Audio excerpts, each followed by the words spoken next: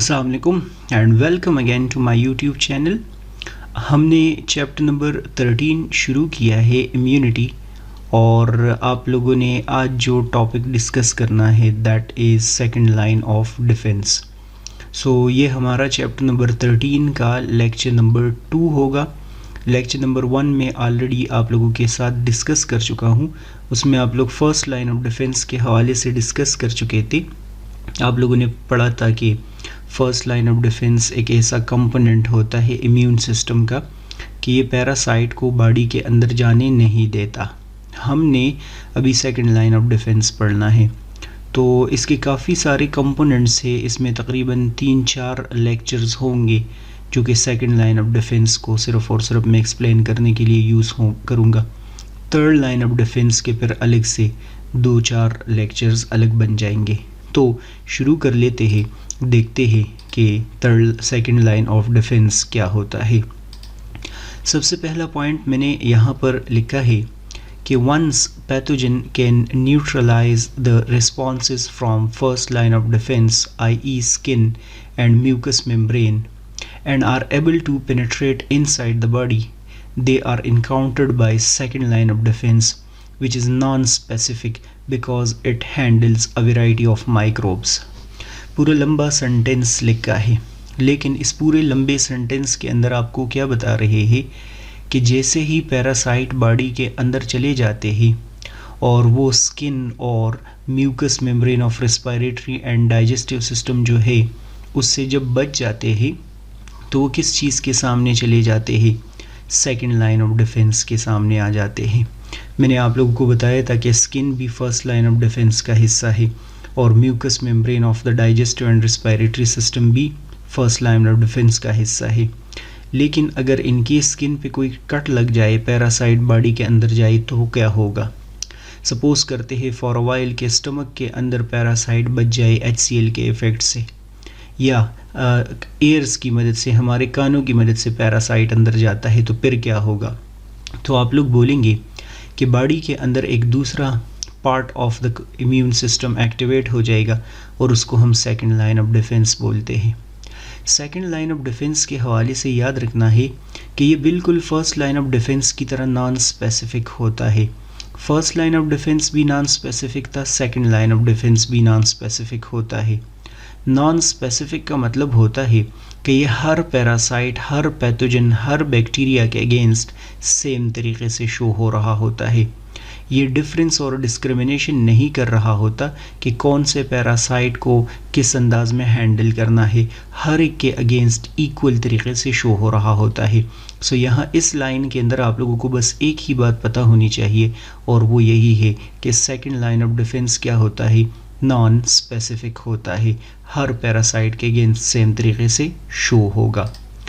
Non specific defence includes macrophages, neutrophils, natural killer cells, the complement system etcetera.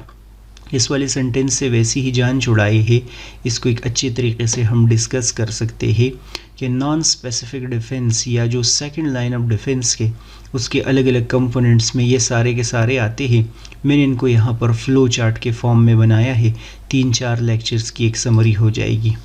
सो सबसे पहले मैंने यहाँ पर लिखा है सेकंड लाइन ऑफ डिफेंस, और उसके साथ मैंने लिखा है कि ये क्या होता है, नॉन स्पेसिफिक होता है। नॉन स्पेसिफिक कि ये नॉन स्पेशल है, हर चीज़ के अगेंस्ट सेम तरीके से शो होगा। इसके 4 कंपोनेंट्स है इस नॉन स्पेसिफिक डिफेंस के। एक को हम बोलते हैं killing cells of the blood, दूसरे को हम बोलते हैं एंटी माइक्रोबियल प्रोटीन, तीसरे को हम बोलते हैं इन्फ्लेमेशन, और फोर्थ को हम बोलते हैं पायरेक्सिया।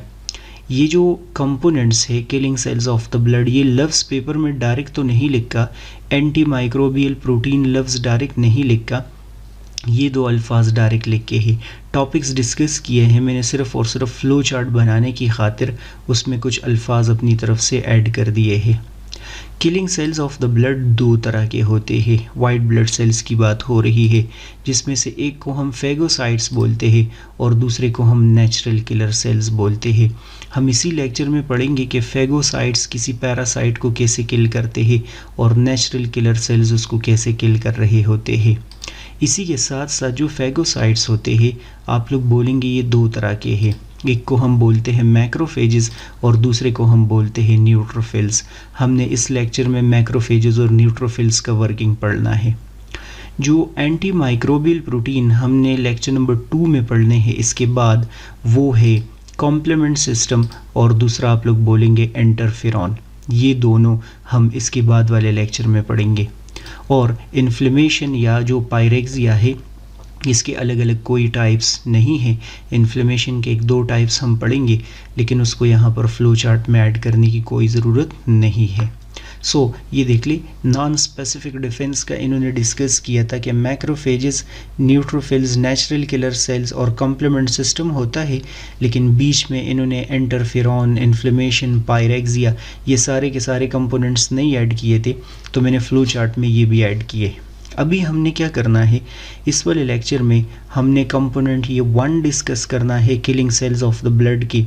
हमने phagocytes, natural killer cells, macrophages और न्यूट्रोफिल्स पढ़ने हैं। इसके बाद वाला जो लेक्चर होगा उसमें हम ये वाला पार्ट डिस्कस करेंगे, एंटी माइक्रोबियल प्रोटीन में कॉम्प्लीमेंट सिस्टम और इंटरफेरॉन। और उसके बाद वाला जो लेक्चर होगा उसमें हम इन्फ्लेमेशन और पायरेक्सिया दोनों साथ पढ़ लेंगे। तकरीबन आप बोलेंगे कि 3 lectures second line of defence पे हमारे लग जाएंगे। तो सबसे पहले हम डिस्कशन किस चीज़ के हवाले से शुरू करते हैं, मैक्रोफेजेस और न्यूट्रोफिल्स के हवाले से। ये दोनों फेगोसाइट्स होते हैं। फेगोसाइट्स का मतलब होता है कि ये सेल पे फीड करते हैं। फीड में मीन के उसको कहा जाते हैं। तो अभी देखते हैं कि मैक्रोफेजेस और न्यूट्रोफिल सेल्स को कैसे फीड कर रहे होते हैं, कहाँ से ये आते हैं, एंड सो ऑन। यहाँ पर लिखा है role of macrophages in neutrophils. ये आप लोगों की बुक का हेडिंग है, तो मैंने कोशिश की है कि हेडिंग्स में चेंज ना करूँ। मैक्रोफेजेस के हवाले से पहला पॉइंट लिखा है कि they are types of white blood cells. Macrophages और न्यूट्रोफिल्स दोनों के बारे में बता रहे हैं कि ये क्या चीज़ें हैं। आप लोग बोलेंगे कि ये वाइट ब्लड सेल्स के टाइप्स होते हैं। ये तो खैर सबको पता है, कोई मसला नहीं है। न्यूट्रोफिल्स और मैक्रोफेजेस वाइट ब्लड सेल्स के टाइप्स ही हो सकते हैं। Monocytes are released by bone marrow. They float in the bloodstream from where they enter tissue and turn into macrophages. इस सेंटेंस के अंदर आपको बताने की कोशिश कर रहे हैं कि मैक्रोफेजेस बनते कैसे हैं। ये वाला सेंटेंस मैक्रोफेजेस बनने का बता रहे हैं आपको। तो स्टेप नंबर 1 में आपको बता रहे हैं कि ये जो मैक्रोफेजेस है ये बोन मैरो के अंदर बन जाते हैं। जब ये बोन मैरो के अंदर बनते हैं तो वहाँ पर इनिशियली हम इनको मोनोसाइट्स बोलते हैं। तो मोनोसाइट्स बोन मैरो के अंदर बन जाते हैं। फिर वो बोन मैरो से आप लोग डिस्कस करेंगे कि ब्लड स्ट्रीम में चले जाते हैं। ब्लड स्ट्रीम मीन हमारे ब्लड में आ जाते हैं। और ब्लड से आप लोग बोलेंगे कि ये टिश्यू स्पेसेस में चले जाते हैं। टिश्यू स्पेसेस मीन कि स्किन के अंदर, लंग्स के अंदर, लिवर के अंदर जितने भी सेल्स हैं उसमें चले जाते हैं। वहाँ पर हम इसको मैक्रोफेजेस बोलते हैं। ये बात आप लोगों को याद होनी चाहिए कि जब ये बोन मैरो में होंगे तो हम इनको मोनोसाइट्स बोलेंगे, लेकिन बोन मैरो से आप लोग डिस्कस करेंगे कि ये कहाँ की तरफ चले जाएंगे, ब्लड की तरफ चले जाएंगे। तो ब्लड में भी हम इनको मोनोसाइट्स बोलेंगे। और फिर ब्लड से आप लोग बोलेंगे ये वाले सेल्स टिश्यू के अंदर चले जाएंगे। जब ये टिश्यू में चले जाएंगे तो वहाँ पर हम इसको क्या बोलते हैं, मैक्रोफेजेस बोलते हैं। ये बात आप लोगों को याद होनी चाहिए, ये इम्पॉर्टेंट पॉइंट है आप लोगों के लिए। नेक्स्ट पॉइंट डिस्कस किया है कि of all blood cells macrophages are the biggest. ये मैक्रोफेजेस के हवाले से आप लोगों को समझाने की कोशिश कर रहे हैं। इनको generals of the immune system भी कहा जाता है। Generals of the immune system इस वजह से कहा जाता है क्योंकि ये बिगर इन साइज़ होते हैं, लार्ज इन साइज़ होते हैं। चूँकि ये लार्ज इन साइज़ होते हैं तो आप लोग अभी थोड़ी देर बाद डिस्कस करेंगे कि ये ज़्यादा बैक्टीरिया पे फीड कर सकते हैं, ज़्यादा बैक्टीरिया को इनगल्फ करके ज़्यादा बैक्टीरिया को किल भी कर सकते हैं। तो ये बात आप लोगों को MCQs के लिए पता होनी चाहिए कि मैक्रोफेजेस का साइज़ क्या होता है, ज़्यादा होता है। Most boundary tissue has its own macrophages. इस वाले सेंटेंस के अंदर आपको बताने की कोशिश कर रहे हैं बाउंड्री टिश्यू मीन हमारे बॉडी में जितने भी टिश्यूज़ पाए जाते हैं साइड्स पे उन तमाम में अपने अपने मैक्रोफेजेस होते हैं। बाउंड्री टिश्यू मीन जो स्पेशली एनवायरनमेंट के करीब होते हैं, एनवायरनमेंट के सामने होते हैं। फॉर एग्ज़ाम्पल हमारे स्किन के अंदर भी मैक्रोफेजेस मौजूद होते हैं। इसके साथ साथ आप लोग डिस्कस करेंगे एल्वेओलाई में भी होते हैं, इसके साथ साथ लिवर में भी होते हैं। जब भी एनवायरनमेंट के साथ इंटरेक्शन हो तो उन टिश्यूज़ में क्या मौजूद होंगे, मैक्रोफेजेस होंगे। साथ लिखा भी है कि for example alveolar macrophages live in the lungs and keep the lungs clean and disease free by ingesting foreign things like smoke, dust, bacteria and microbes. Respiratory system आप लोग क्लास 10th में पढ़ चुके हैं, आप लोग डिटेल में इसको मज़ीद डिस्कस करेंगे। ये आप लोगों को एल्वेओलाई नज़र आ रहा है और इन एल्वेओलाई के सेल्स के बीच में आप लोग डिस्कस करेंगे कि कुछ मैक्रोफेजेस के टाइप्स पाए जाते हैं और इन टाइप्स को हम एल्वेओलर मैक्रोफेजेस बोलते हैं। अगर आप लोग अपनी जो चैप्टर इसका लेक्चर नंबर 1 देखेंगे जो मैंने अपलोड किया है तो वहाँ पर आप लोगों ने डेंड्राइटिक सेल्स के हवाले से एक बात की थी और मैंने क्या कहा था कि डेंड्राइटिक सेल्स मैक्रोफेजेस के टाइप्स है जो कि स्किन के अंदर पाए जाते हैं। तो इसका मतलब ये मैक्रोफेजेस हर जगह हमारे बॉडी में पाए जाते हैं। आगे डिस्कस किया है कि these macrophages swim freely. One of their job is to clean up dead neutrophils. Macrophages का सिर्फ और सिर्फ काम ये नहीं होता कि ये टिश्यू स्पेसेस के अंदर स्ट्रॉल कर रहे होते हैं, टिश्यू स्पेस के अंदर मटर गश्त कर रहे होते हैं, बल्कि इनका काम होता है कि अगर कोई भी डेड सेल्स वगैरह नज़र आ जाए उन सब को क्या किया जाए, क्लीन कर दिया जाए। तो अभी मैं जब समराइज़ करूँगा तो मैं आप लोगों को बताऊँगा कि मैक्रोफेजेस का सिर्फ और सिर्फ बैक्टीरिया पे फीड करना नहीं है बल्कि किसी एरिया को क्लीन भी करना है। डेड सेल्स अगर मौजूद हो, पस अगर मौजूद हो तो उसको क्लीन भी करना है। तो ये मैक्रोफेजेस का क्या हो जाएगा, एक रोल हो जाएगा। आगे डिस्कस किया है कि दे क्लीन अप पस is part of healing process, ये लिखा भी है। थोड़ी देर बाद हम डिस्कस करेंगे कि पस कैसे बनता है दाने के अंदर। So you need to remember कि एब्सिस में जो पस बनता है वो न्यूट्रोफिल्स के डेथ की वजह से बनता है। जैसे ही न्यूट्रोफिल्स डाई कर जाते हैं तो आप लोग बोलेंगे कि उसकी वजह से क्या बन जाएगा, पस बन जाएगा। इसके बाद आगे डिस्कस किया है न्यूट्रोफिल्स के हवाले से, लेकिन मैं आप लोगों के सामने ये मैक्रोफेजेस वाले जो 4-5 लाइंस है ये क्विक समराइज़ कर देता हूँ, 1 मिनट के लिए आप लोगों ने देखना है। पहली बात आप लोग ये बोलेंगे, इनको मैक्रोफेजेस इस वजह से बोलते हैं, मैक्रो का मतलब होता है लार्ज, फेगी का मतलब होता है ईटिंग, क्योंकि ये बहुत लार्ज नंबर ऑफ बैक्टीरिया पे क्या कर सकते हैं, फीड कर सकते हैं। लार्ज नंबर ऑफ बैक्टीरिया को आप लोग बोलेंगे डाइजेस्ट कर सकते हैं, ख़त्म कर सकते हैं। ये जो मैक्रोफेजेस है ये क्या होते हैं, तो लिखा है कि ये वाइट ब्लड सेल्स के टाइप्स होते हैं। पहली बात, कहाँ ये बनते हैं, बोन मेरो के अंदर ये बनते हैं। मैक्रोफेजेस को बोन मेरो में क्या बोलते हैं, मोनोसाइट्स हम इसको नाम देते हैं। ये जो मैक्रोफेजेस है बोन मेरो से कहाँ जाते हैं, ब्लड के अंदर चले जाते हैं और ब्लड से फिर टिश्यू स्पेस में चले जाते हैं, वहाँ पर इनको मैक्रोफेजेस कहा जाता है। चूँकि ये लार्जर इन साइज़ है, मैक्रो है, तो इस वजह से ये बिगेस्ट सेल या larger cells of the white blood cells immune system होते हैं। हम इसको generals of the immune system बोलते हैं। ये हमारे बॉडी में हर जगह फ्रीली स्विम कर रहे होते हैं, स्किन में भी मौजूद होते हैं, एल्वेओलाई में भी होते हैं, लिवर में भी होते हैं, किडनी में भी होते हैं और इनका काम होता है कोई भी पैथोजन अगर सामने आ जाए, कोई भी बैक्टीरिया सामने आ जाए तो उसको इंजेस्ट करके ख़त्म करके डिस्ट्रॉय कर दे। कोई भी इसके अलावा डस्ट वगैरह हो तो उसको ख़त्म कर दे। ना सिर्फ और सिर्फ ये पैथोजन्स को किल करते हैं बल्कि वहाँ पर कोई डेड सेल्स हमारे अपने मौजूद हो, स्पेशली न्यूट्रोफिल्स, तो उसको भी क्लीन करते हैं। तो इसका मतलब कि ये क्लीनिंग भी कर रहे होते हैं ऑफ डेड सेल्स, या कोई पार्ट के अंदर सफाई करनी हो, हील करना हो उस प्रोसेस को, तो उसमें भी कंट्रीब्यूट करते हैं। ये आप लोगों ने बातें डिस्कस की है मैक्रोफेजेस के हवाले से। ये जो 4-5 लाइन्स है ये सारे मैक्रोफेजेस के हवाले से आप लोग नोट करेंगे। अब न्यूट्रोफिल्स क्या होते हैं हम इसके बारे में पढ़ लेते हैं। मैंने पहला पॉइंट यहाँ पर लिखा है कि neutrophils are the most common form of white blood cells in body. इसके हवाले से आप लोग ये एमसीक्यूज़ याद रखेंगे कि ये most abundant white blood sales होते हैं। क्या होते हैं? Most abundant white blood sales है, सबसे ज़्यादा पाए जाते हैं, तभी लिखा है कि most common white blood sales होते हैं इन बॉडी। ये पहली बात है।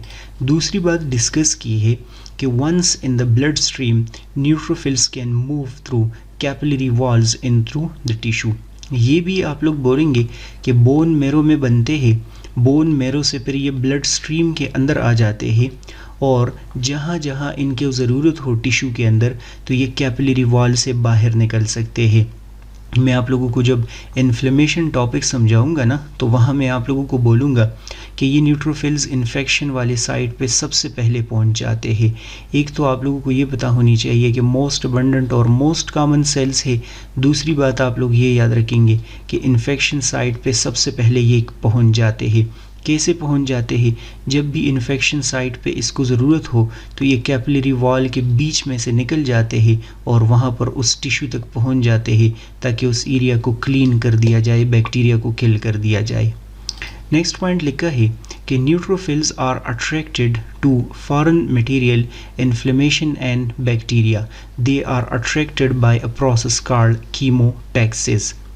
ये वाला सेंटेंस जब मैं इन्फ्लेमेशन समझाऊंगा तो उसके अंदर समझ आ जाएगी, लेकिन आपको फ़िलहाल क्या बताने की कोशिश कर रहे हैं कि सपोज़ करते हैं फॉर अ वाइल ये हमारे पास एक ब्लड वेसल है और इस ब्लड वेसल के अंदर आप लोग देख लें कि ये न्यूट्रोफिल यहाँ पर ट्रैवल कर रहा है, न्यूट्रोफिल आगे की तरफ बढ़ रहा है, लेकिन यहाँ पर कोई इन्फेक्शन काज हो गया ब्लड के बाहर, इस एरिया में कोई डैमेज काज हो गया या बोले यहाँ पर कोई बैक्टीरिया या इन्फ्लेमेशन हो गया। क्या होना शुरू हो जाता है? ये न्यूट्रोफिल्स इस कैपिलरी से निकल के यहाँ आना शुरू हो जाते हैं। क्वेश्चन ये है कि ये कैसे यहाँ पर आ रहे होते हैं? इस प्रोसेस को हम बोलते हैं कीमोटैक्सिस। कीमोटैक्सिस ऐसे फिनोमेना को बोलते हैं जिसमें सर्टेन सेल्स किसी केमिकल के टुवर्ड्स अट्रैक्ट होके आते हैं। तो चूँकि इनको अट्रैक्ट किया जाता है सर्टेन केमिकल्स की मदद से, उन केमिकल्स में से एक केमिकल को हम हिस्टामाइन बोलते हैं, जो कि मैं आप लोगों को आगे बताऊंगा। चूँकि केमिकल्स इसको अट्रैक्ट करते हैं तो इस मूवमेंट को हम क्या बोलते हैं? कीमोटैक्सिस नाम देते हैं। आगे मैंने डिस्कस किया है कि once a neutrophil find a foreign particle और a bacteria, it will engulf it, releasing enzyme, hydrogen peroxide and other chemical from its granules to kill the bacteria। आप लोगों ने ये तो डिस्कस किया है कि न्यूट्रोफिल्स यहाँ पर मज़े से ब्लड के अंदर या ब्लड वेसल के अंदर ट्रेवल कर रहे थे, लेकिन यहाँ पर कोई पैरासाइट आ गया। तो इन न्यूट्रोफिल्स का काम है किस चीज़ को किल करना? इस पैथोजन को किल करना। तो किल करने के लिए जब ये वहाँ पहुँच जाते हैं, या तो वहाँ पर उस पैरासाइट को इनगल्फ कर देंगे या कुछ एंजाइम्स इनके पास होते हैं वो रिलीज़ कर देंगे, हाइड्रोजन पर ऑक्साइड ये बना के रिलीज़ कर देंगे। सिर्फ़ और सिर्फ पर्पस क्या होता है कि जो भी पैरासाइट आया होता है उसको क्या किया जाए? उसको किल कर दिया जाए, उसको डिस्ट्रॉय कर दिया जाए, क्योंकि इसका काम ही बिल्कुल मैक्रोफेजिस की तरह होता है, पैरासाइट को डिस्ट्रॉय करना। In a site of serious infection where lots of bacteria have reproduced in the area, pus will form। ये बात आप लोगों ने याद रखनी है, जिस तरह मैंने अभी आप लोगों को बताया ना कि न्यूट्रोफिल्स इन्फेक्शन साइट पे सबसे पहले पहुंच जाएंगे। जैसे ही वहाँ पर पहुंच जाएंगे तो अक्सर क्या होता है कि बैक्टीरिया की भी डेथ अगर हो जाती है इन न्यूट्रोफिल्स की वजह से, और न्यूट्रोफिल्स की अपनी भी डेथ हो जाती है। तो जैसी डेथ हो जाती है उसकी वजह से पस फॉर्म हो जाता है। तो अगर इनके हिसाब से कहीं पूछा जाता है कि पस में क्या मौजूद होता है, आप बोलेंगे डेड बैक्टीरिया होते हैं, डेड और सेल्स होते हैं, और उसमें सबसे जो इम्पॉर्टेंट कंपोनेंट होता है वो न्यूट्रोफिल्स होते हैं। मैंने आप लोगों को थोड़ी देर पहले बताया कि उन न्यूट्रोफिल्स या पस को कौन क्लीन करेंगे? मैक्रोफेजिस क्लीन करेंगे। मैं ये न्यूट्रोफिल्स वाली बातें समराइज़ कर देता हूँ, ज़रा गौर से सुन ले। पहली बात तो आप लोगों को ये पता होनी चाहिए most abundant white blood sales होते हैं। दूसरी बात आप लोग याद रखेंगे कि ये ब्लड के अंदर ट्रैवल कर रहे होते हैं, वो टिश्यू के अंदर करते थे। जब भी इसकी ज़रूरत हो तो ये टिश्यू इन्फेक्शन साइट पे सबसे पहले पहुंचते हैं। ये असल में मैक्रोफेजेस से छोटे हैं, तो सबसे पहले ये वहाँ पर पहुंच जाएंगे। ये इन्फेक्शन साइट तक कैसे पहुंचते हैं, इनको कुछ केमिकल्स अट्रैक्ट करते हैं और ऐसे प्रोसेस को बोलते हैं कीमोटैक्सिस। जब भी ये इन्फेक्शन साइट तक पहुंच जाते हैं तो वहाँ पर क्या करते हैं, या तो बैक्टीरिया को इनगल्फ करते हैं या अपने पास से कुछ एंजाइम्स वगैरह को रिलीज़ कर देते हैं ताकि बैक्टीरिया को वहाँ पर क्या कर दिया जाए, किल कर दिया जाए। जब ये बहुत सारे बैक्टीरिया को किल कर देता है तो अक्सर इनकी अपनी भी डेथ हो जाती है और उस एरिया में फिर पस फॉर्म हो जाता है। उस पस को फिर क्लीन करने के लिए क्या होगा, आप लोग बोलेंगे कि यहाँ पर मैक्रोफेजेस आएंगे और उस एरिया को क्लीन कर देंगे। सो ये क्या है, ये न्यूट्रोफिल्स के हवाले से कुछ बातें आप लोगों ने डिस्कस किए हैं। ये लिखा भी है कि पस is formed by death of neutrophils and other cellular debris. Neutrophils की डेथ से और कोई और हमारे सेल्स की जब डेथ हो तो जो दाना होता है, एब्सिस होता है, उसके अंदर पस फॉर्म हो जाएगा। MCQs और इम्पॉर्टेंट बातें जो आप लोग पेपर के लिए याद रखेंगे, मोस्ट कॉमन सेल्स है ये पता होना चाहिए। डेथ ऑफ न्यूट्रोफिल्स की वजह से क्या बनता है, पस फॉर्म हो रहा होता है, ये पता होना चाहिए। मैक्रोफेजेस के हवाले से आपको पता होना चाहिए कि इनिशियली इसको हम क्या बोलते हैं, मोनोसाइट्स बोलते हैं।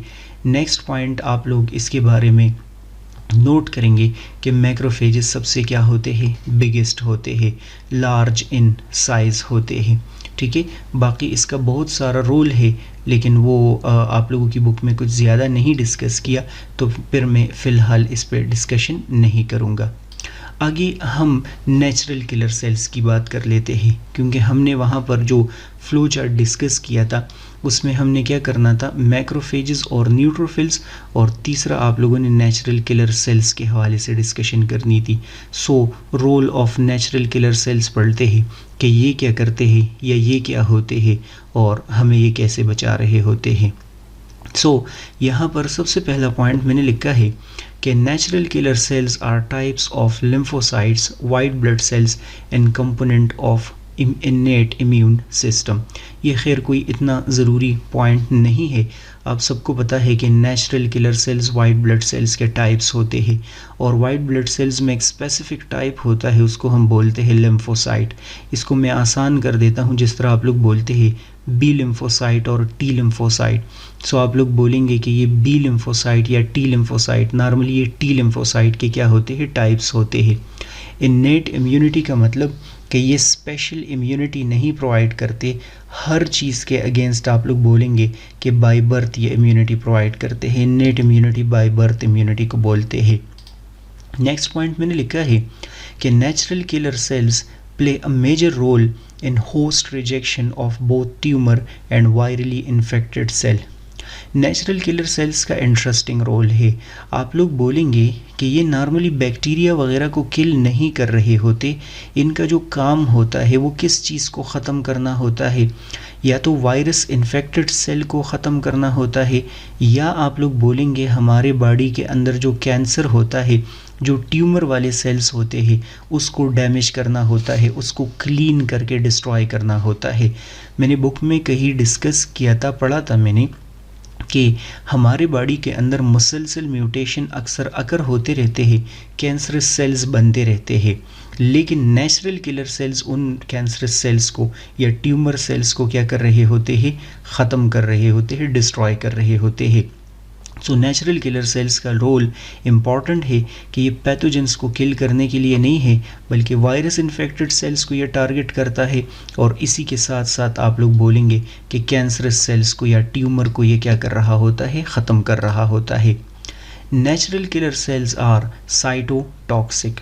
ये साइटोटॉक्सिक क्यों लिखा है, आप लोग जब आगे जाएंगे ना, तो अभी मैंने आप लोगों को बताया है कि टी लिम्फोसाइट क्या होते हैं, ये वाइट ब्लड सेल्स के कुछ टाइप्स होते हैं, उनमें एक ग्रुप पाया जाता है टी लिम्फोसाइट के अंदर, उसको बोलते हैं साइटोटॉक्सिक टी सेल्स, उसको बोलते हैं। जो साइटोटॉक्सिक टी सेल्स है ना, वो क्या करते हैं, वो जब किसी पैरासाइट या किसी पैथोजन को किल करते हैं, सपोज करते हैं ये पैरासाइट यहाँ पर आ गया, सो ये साइटोटॉक्सिक टी सेल आएगा और ये उस पैरासाइट को किल करने के लिए कुछ एंजाइम्स रिलीज़ कर देगा, कुछ ग्रेन्यूल्स रिलीज़ कर देगा। वो ग्रेन्यूल्स यहाँ पर आके इस पैरासाइट को किल कर देंगे। तो जो नेचुरल किलर सेल्स का वर्किंग है वो बिल्कुल साइटोटॉक्सिक टी सेल्स की तरह होता है।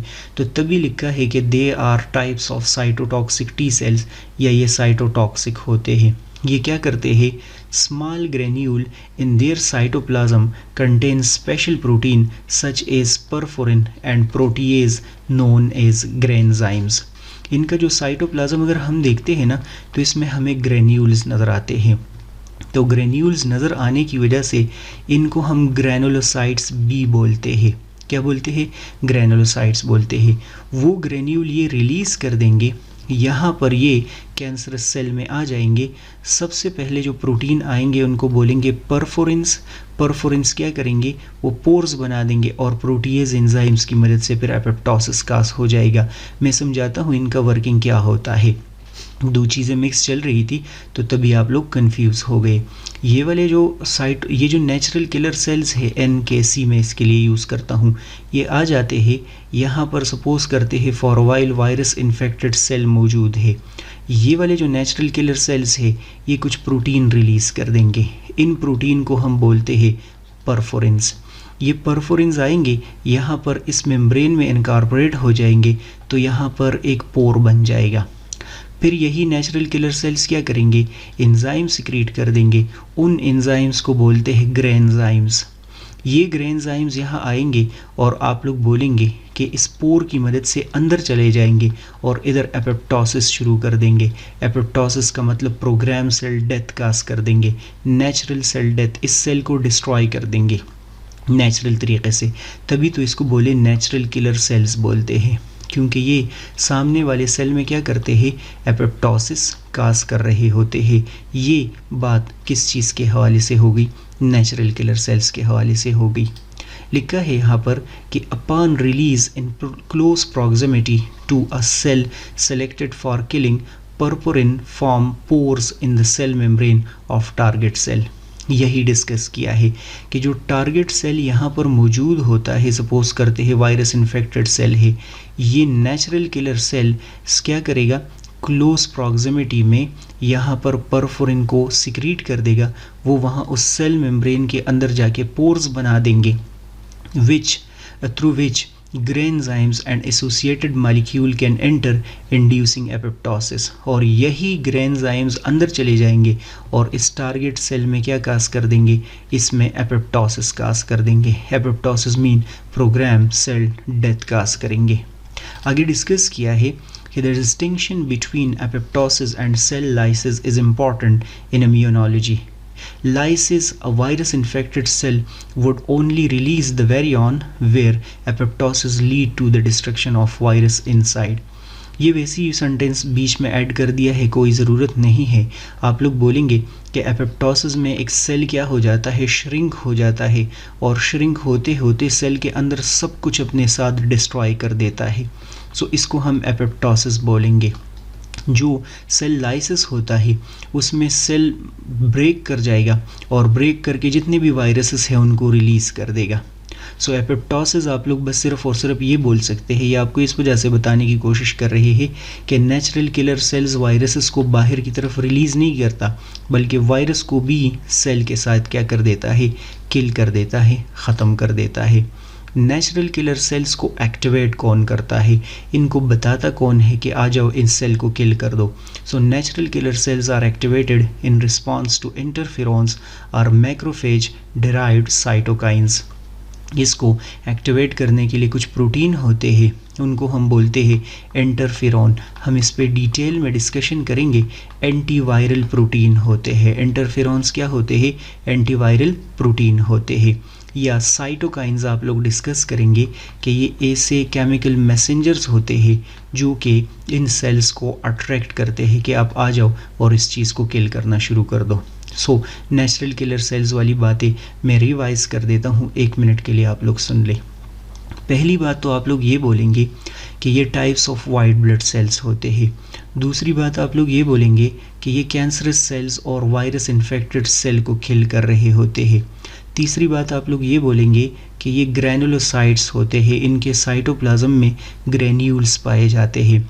फोर्थ बात ये बोलेंगे कि ये साइटोटॉक्सिक टी सेल्स के टाइप्स होते हैं। फिफ्थ बात आप लोग ये बोलेंगे कि इनको कौन एक्टिवेट करता है, आप लोग बोलेंगे इंटरफेरॉन्स इनको एक्टिवेट करते हैं, या साइटोकाइंस कुछ प्रोटीन होते हैं, इनको बोलते हैं कि आज अब इस चीज़ को किल करना शुरू कर दो। ये किलिंग कैसे करते हैं?